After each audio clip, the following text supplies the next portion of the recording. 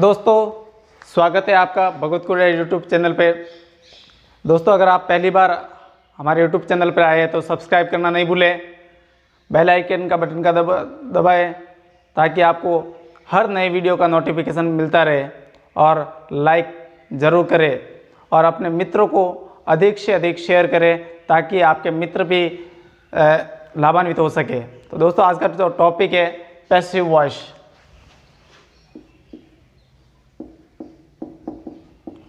Passive voice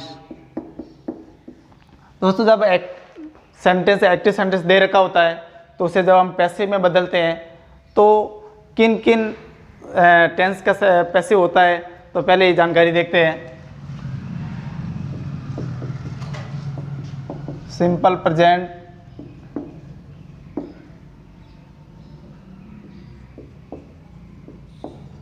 present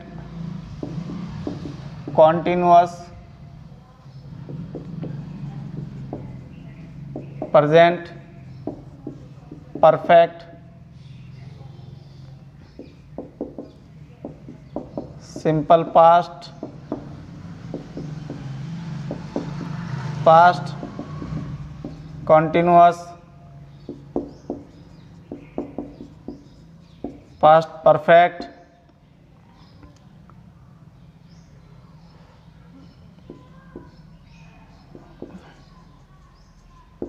future simple और future perfect. फिर कुछ इम्पेरेटिव सेंटेंस होते हैं, उनका भी पैसिव बनता है, और कुछ गोइंग टू वाले सेंटेंस भी होते हैं तो उनको भी देखेंगे। तो दोस्तों इन्हें टेंस, ये जो टेंस है इनका पैसिव बनता है। तो आज अपन शुरू करते हैं सिंपल प्रेजेंट टेंस का पैसिव वॉइस।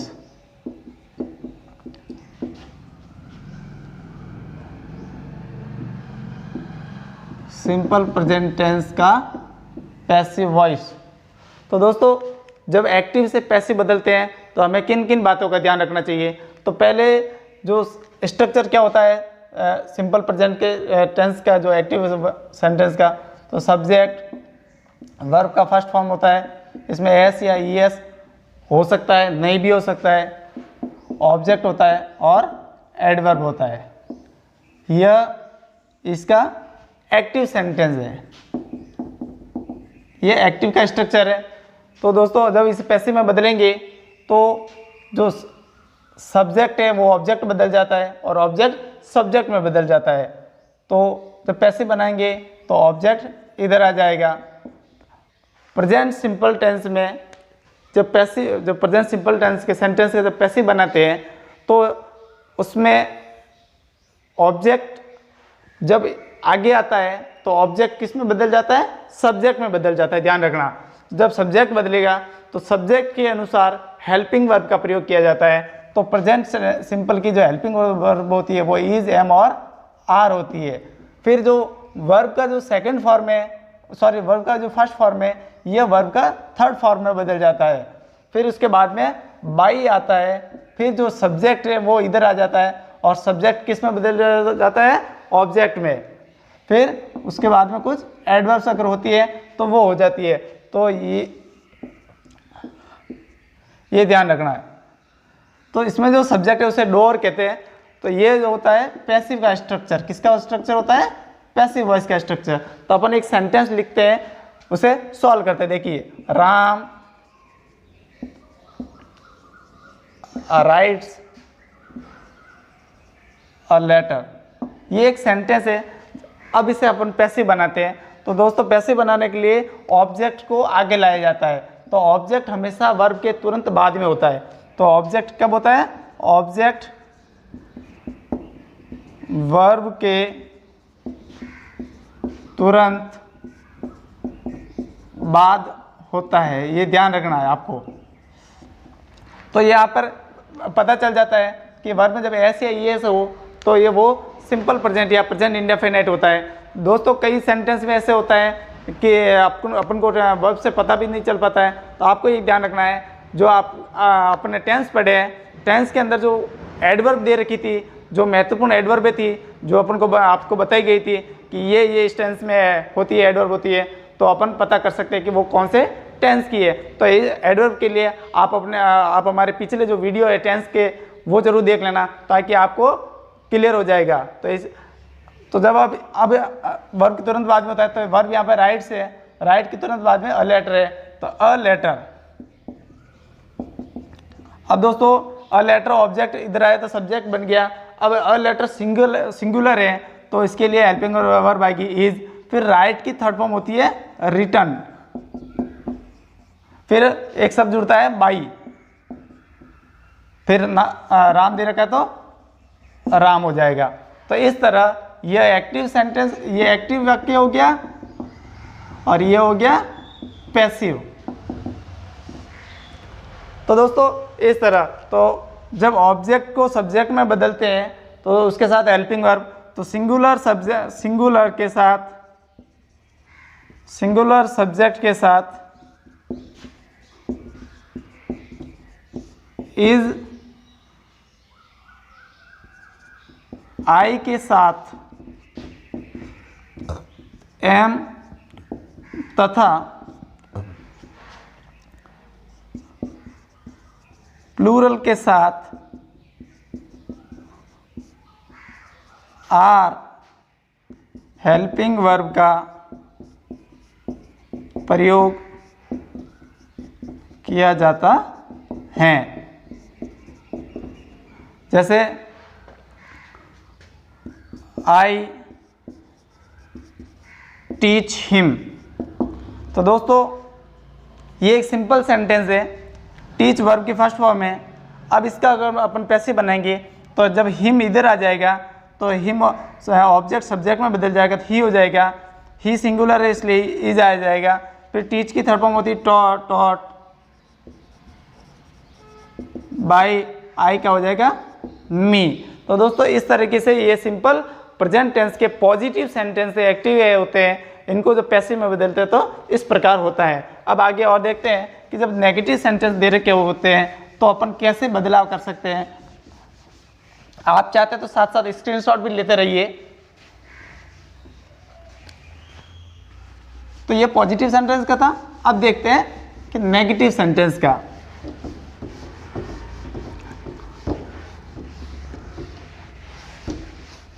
उससे पहले अपन कुछ देखते हैं कि जब सब्जेक्ट ऑब्जेक्ट में बदलता है या ऑब्जेक्ट सब्जेक्ट में बदलता है तो कौन कौन से किस में बदलते हैं। तो देखिए ये सब्जेक्ट है, इधर दे रखा है ऑब्जेक्ट। अगर आई दे रखा है तो आई का ऑब्जेक्ट होता है मी, वी का होता है अस, यू का यू ही रहता है, शी का हर, ही का हिम, दे का देम। इस तरीके से ये कुछ होते हैं। तो जब ऑब्जेक्ट ये दे रखे होते हैं तो ये बदल जाएंगे और ये दे रखे तो ये इसमें बदल जाएंगे। तो सब्जेक्ट ऑब्जेक्ट में बदल जाएंगे। और अगर कोई जैसे नाउन दे रखी है, नाम दे रखा है तो उसमें कोई वापस वो ही रहेगा, ये ध्यान रखना है आपको।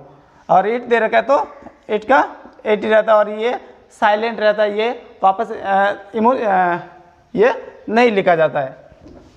तो ये कुछ चीज़ें थी। अब सिंपल प्रेजेंट के नेगेटिव सेंटेंस का देखते हैं। सब्जेक्ट डू या डज प्लस नॉट, वर्ब का फर्स्ट फॉर्म, ऑब्जेक्ट और एडवर्ब। अगर ये आपके एक्टिव सेंटेंस में दे रखे हैं तो पैसिव कैसे बनेगा। ऑब्जेक्ट इधर आ जाएगा, ऑब्जेक्ट बोलो तो वापस यहाँ पर आते सब्जेक्ट बन जाएगा, ध्यान रखना। फिर इज एम आर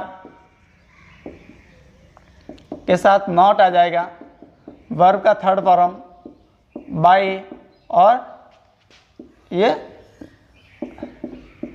सब्जेक्ट और एडवर्ब, ये हो जाएगा पैसिव का स्ट्रक्चर। जैसे Ram does not write a letter. तो अ लेटर इधर आ जाएगा आगे, a letter is not, write की थर्ड फॉर्म होगी रिटर्न बाय राम, का कोई नाउन है तो नाउन का नाउन रह जाएगा, तो ये नेगेटिव बन गया। अब देखते हैं इंटरोगेटिव का।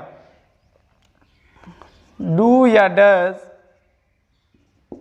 सब्जेक्ट वर्ब का फर्स्ट फॉर्म, ऑब्जेक्ट और एडवर्ब। ये अगर इंटरोगेटिव का एक्टिव सेंटेंस दे रखा होगा, स्ट्रक्चर ये होता है, तो जब इसका पैसिव बनाएंगे तो ऑब्जेक्ट है, ऑब्जेक्ट अगर से होगा उसके अनुरूप ही आगे हेल्पिंग वर्ब आएगी, is, am, are, object, verb की थर्ड फॉर्म, बाय, सब्जेक्ट और एडवर्ब पीछे क्वेश्चन मार्क। ये हो गया पैसिव का। तो देखिए इसी सेंटेंस का देखते हैं। Does Ram write a letter. दोस्तों यहाँ पर आप कहोगे कि जब आपने सिंपल पॉजिटिव सेंटेंस देखा था तो उसमें वर्ब में ऐसे ईएस लगा था, यहाँ नहीं लग रहा है क्योंकि ये जो ऐसे ईएस है वो डज के अंदर समाहित हो गया है। तो अ लेटर ऑब्जेक्ट आगे आएगा, तो आगे आएगा तो सिंगुलर है तो इज हेल्पिंग वर्ब आगे आ जाएगी, तो is a letter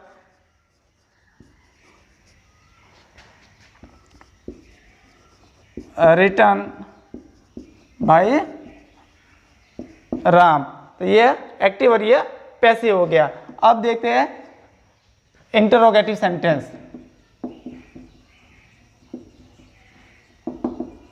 interrogative sentence के पैसिव देखते हैं, तो उसके पहले स्ट्रक्चर देखते हैं। डू या डज, सब्जेक्ट नॉट, वर्ब का फर्स्ट फॉर्म, ऑब्जेक्ट और एडवर्ब।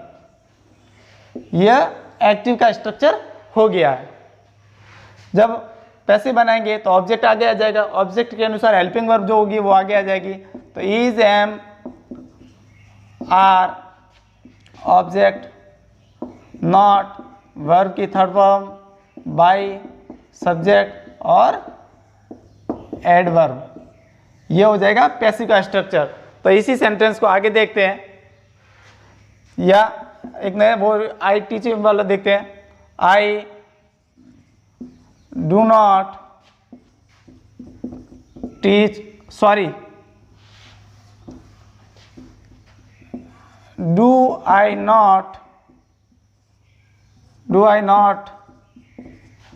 Teach him.